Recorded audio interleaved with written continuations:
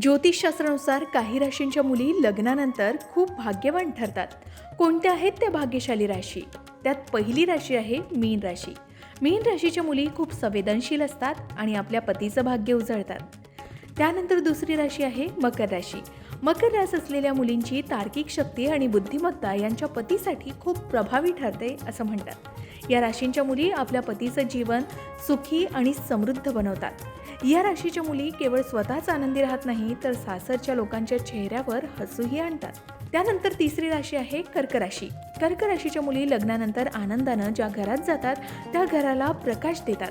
प्रत्येक सुखदुःखात साथ देतात. त्या त्यांच्या स्वभावानं सासरच्यांची मनं जिंकतात.